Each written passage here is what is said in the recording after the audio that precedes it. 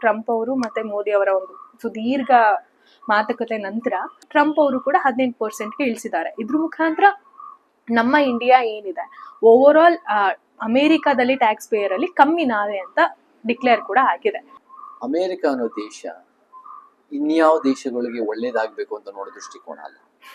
America ದೇಶ ಅದರ ಲಾಭ, ಅದರ ಆರ್ಥಿಕತೆ, ಅದರ ಬೆಳವಣಿಗೆ, ಅದರ ಸಾಮ್ರಾಜ್ಯಶಾಹಿನ ಹೆಂಗೆ ವಿಸ್ತರಿಸಬೇಕು ಅನ್ನೋ ದೃಷ್ಟಿಕೋನದಿಂದ ನೋಡ್ತಾರೆ ಹೊರತು ಇಂಡಿಯಾಗೆ ಒಳ್ಳೇದಾಗಬೇಕು, ಭಾರತದ ಜನರಿಗೆ ಒಳ್ಳೇದಾಗಬೇಕು ಅಂತ ಅದರ ಬಗ್ಗೆ ಯಾವ ಒಂದು ಕಿಂಚಿತ ಕಾಳಜಿ ಇರೋ ದೇಶ ಅಲ್ಲ. ಟ್ರಂಪ್ ಮತ್ತೆ ಮೋದಿನಲ್ಲಿ ಏನ್ ಸಿಮಿಲಾರಿಟಿ ಇದೆ ಅಂದ್ರೆ ಅವರಿಬ್ರು ಕೂಡ ಎಲ್ಲೋ ಒಂದ್ ಕಡೆ ಬಿಸ್ನೆಸ್ ಇಂಟ್ರೆಸ್ಟ್ಗಳಿಗೆ, ವ್ಯಾಪಾರದ ಇಂಟ್ರೆಸ್ಟ್ಗಳಿಗೆ, ಟ್ರಾನ್ಸಾಕ್ಷನ್ ಶಾರ್ಟ್ ಟರ್ಮ್ ಇಂಟ್ರೆಸ್ಟ್ಗೆ ಸ್ವಲ್ಪ ಬೆಲೆ ಜಾಸ್ತಿ ಕೊಡ್ತಾರೆ. ನನ್ನ ಕಣ್ಣಲ್ಲಿ ಅದು ಒಂದು ಉತ್ತಮ ಲೀಡರ್ ಗುಣ ಅಲ್ಲ. ನನ್ನ ಪ್ರಕಾರ ಅಮೆರಿಕ ಜೊತೆ ಯಾವುದೇ ಒಂದು ಡೀಲ್ಗಳು ಮಾಡೋದ್ರಿಂದ ಇಂಡಿಯಾ ಒಳ್ಳೇದಾಗಲ್ಲ.